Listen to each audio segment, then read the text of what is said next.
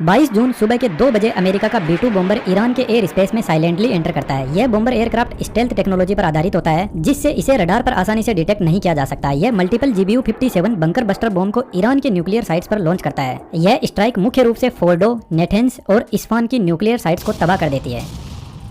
देखा जाए तो अमेरिका और ईरान के बीच में लगभग 12,000 किलोमीटर की वन साइडेड दूरी है। तो इतनी दूरी को इस बॉम्बर ने कैसे तय किया, वो भी फ्लाइट पाथ को पूरी दुनिया से छुपाए हुए। 21 जून की सुबह व्हाइटमैन एयरफोर्स बेस से B-2 split stealth bomber GBU-57 bomb के साथ में उड़ान भरते हैं। ये अटलांटिक ओशियन को पार करते हुए साउदर्न यूरोप के पास से गुजरते हैं, क्योंकि यदि यह रशियन एयर स्पेस में जाते तो डिटेक्ट हो सकते थे, खासकर तब जब रूस और चीन अमेरिका के एयर स्पेस गतिविधियों को लेकर पूरी तरह अलर्ट पर थे। सऊदी अरब या इराक की एयर स्पेस का इस्तेमाल करते हुए यह फाइटर प्लेन पर्सियन गल्फ के ऊपर पहुंचते हैं, जहां इनकी मिड एयर रिफ्यूलिंग की जाती है। इसके लिए पहले से ही KC-135 strato tanker air space में उपलब्ध रहते हैं। रिपोर्ट के अनुसार इंडियन ओशियन को भी ऑपरेशन में शामिल किया गया, जहां कुछ B-2 बॉम्बर उड़ान भरते हैं और पर्सियन गल्फ में पहुंचते हैं। इसके बाद में ये सभी प्लेन पाकिस्तान के पास से गुजरते हुए ईरान की एयर स्पेस में एंटर करते हैं और तीनों न्यूक्लियर साइट को टारगेट करते हैं। फोर्डो साइट को सबसे महत्वपूर्ण बताया गया है, क्योंकि यह एक पहाड़ी इलाके में स्थित है और 80 to 90 मीटर की गहराई में बनी हुई है। दूसरी साइड नेटेंस है, जो जमीन से 40 से 50 मीटर की गहराई में स्थित है। यहाँ लगभग 15,000 सेंट्रीफ्यूज लगे हैं, जो यूरेनियम को एनरिच कर रहे हैं। न्यूक्लियर बॉम्ब बनाने के लिए यूरेनियम को एनरिच किया जाता है, जिसमें यूरेनियम को 90% तक शुद्ध किया जाता है। रिपोर्ट्स के अनुसार ईरान पहले ही 60% तक एनरिचमेंट कर चुका है। तीसरी साइट इस्फान है, जहां पर न्यूक्लियर रिएक्टर लगे हैं और रिसर्च प्रोसेस चल रही है। यह साइट सरफेस पर ही स्थित है। जब अमेरिका के B-2 बॉम्बर्स टारगेट लोकेशन पर पहुंचते हैं तो ये GBU-57 बॉम्ब को हवा में फ्रीली गिराते हैं। इन बॉम्ब का वजन बहुत ज्यादा होता है, इसलिए एक B-2 बॉम्बर सिर्फ 2 बम एक साथ कैरी कर सकता है।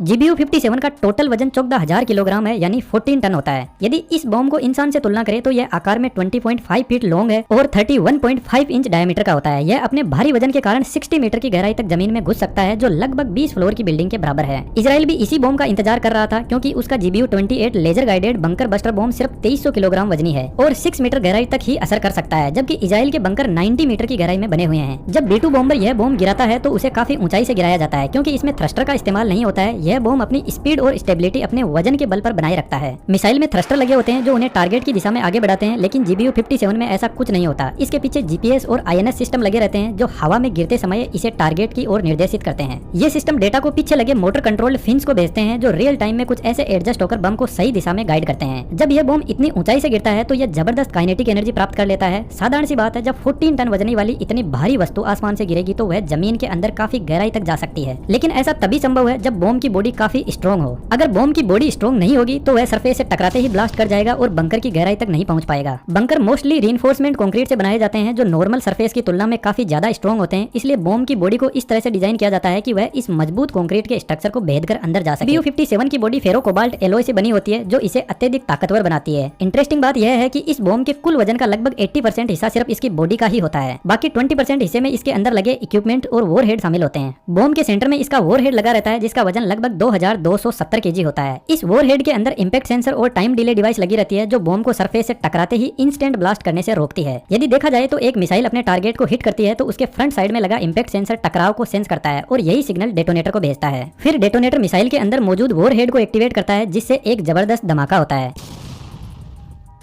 लेकिन एक बंकर बस्टर बॉम्ब में आगे लगे हुए इंपैक्ट सेंसर की प्रोसेस थोड़ी अलग होती है। यह सेंसर सरफेस से टकराता है तो यह तुरंत एक्सप्लोजन नहीं करता। सबसे पहले जब बॉम्ब का नोज बंकर से टकराता है तो उसके फ्रंट साइड में लगे इनर्शियल इंपैक्ट सेंसर इंपैक्ट को सेंस करते हैं और एक फास्ट ट्रिगर सिग्नल जनरेट करते हैं। यह सिग्नल दर्शाता है कि इंपैक्ट हो चुका है, लेकिन अभी एक्सप्लोजन नहीं करना है। इसके बाद में यह सिग्नल माइक्रो कंट्रोलर और डिजिटल डिले फ्यूज के पास में पहुंचता है, जो इंपैक्ट होते ही टाइमर स्टार्ट कर देता है। साथ ही यह इंपैक्ट और फोर्स की डेप्थ को भी एनालिसिस करता है। कई बार यह सिर्फ टाइमर को ही एक्टिवेट करता है, जैसे कि इंपैक्ट होने के 150 मिलीसेकंड बाद एक्सप्लोजन करवाना है। अब जैसे ही टाइमर पूरा होता है तो यह सिग्नल डेटोनेटर यूनिट तक पहुंचता है और उसे एक्टिवेट कर दिया जाता है। यह यूनिट हाई वोल्टेज और करंट की मदद से एक शॉक पल्स जनरेट करता है, जिसकी वजह से बॉम्ब के अंदर रखा गया वॉरहेड हाई टेम्परेचर और प्रेशर पर जलने लगता है। हम पहले ही डिस्कस कर चुके हैं कि इस बॉम्ब का जो कवर है वह एक बहुत ही स्ट्रॉन्ग एलॉय से बना होता है, इसलिए वॉरहेड के अंदर जबरदस्त हाई प्रेशर और टेम्परेचर जनरेट होता है और एक सीमा के बाद यह स्ट्रॉन्ग मेटल टूट जाती है। इसके बाद एक भारी धमाका होता है, लेकिन ध्यान देने वाली बात यह है कि यह बॉम्ब आग नहीं पकड़ता, बल्कि इसके धमाके से एक शॉक वेव जनरेट होती है, जो एक प्रकार की प्रेशर वेव होती है। यह वेव अंदर की ओर इतना जबरदस्त प्रेशर बनाती है कि बंकर के अंदर मौजूद स्ट्रक्चर में दरारें पड़ने लग जाती है। यह शॉकवेव इतनी ताकतवर होती है कि कई बार इससे अर्थक्वेक जैसा भी फील होता है और पूरा बंकर तबाह हो जाता है। अगर देखा जाए तो आज तक केवल अमेरिका के पास में ही दुनिया के सबसे पावरफुल बंकर बस्टर बॉम्ब मौजूद है। पहला BLU-109 जो 1970 में बनाया गया था और केवल 1 से 2 मीटर की डेप्थ तक बंकर को डिस्ट्रॉय कर सकता है। इसके बाद आता है GBU-28 जो लगभग 6 मीटर की गहराई तक जा सकता है और सबसे ताकतवर है GBU-57 जो 60 मीटर की डेप्थ तक बंकर को डिस्ट्रॉय कर सकता है। सिर्फ कुछ ही मिनटों में ये B-2 बॉम्बर अपना पूरा मिशन पूरा करके ईरानियन एयर स्पेस से बाहर निकल जाते हैं।